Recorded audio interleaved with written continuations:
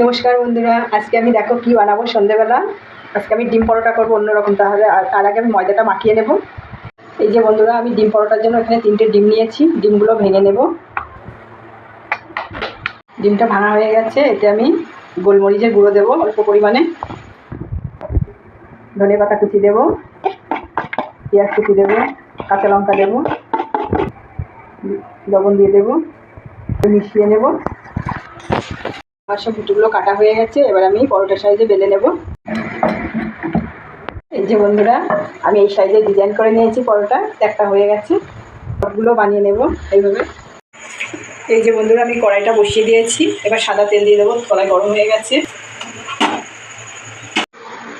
এই যে বন্ধুরা, আমি এই রুটিটা এইভাবে ডিমের ভেতর মাখিয়ে নেব।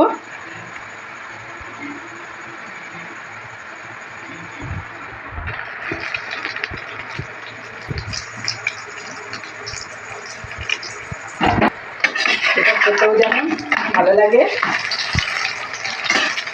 এইভাবে একবার করে দেখবেন আপনারা। দেখুন বন্ধুরা, আমার ডিম পরোটা কত সুন্দর ফুলছে। এই যে আমার একটা ডিম পরোটা হয়ে গেছে। এবার আমি তুলে নেব।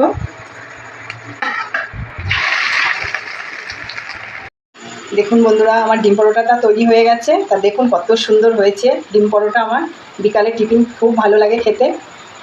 এই দেখুন, তার সঙ্গে আলুর দম করেছি সাদা জিরে দিয়ে।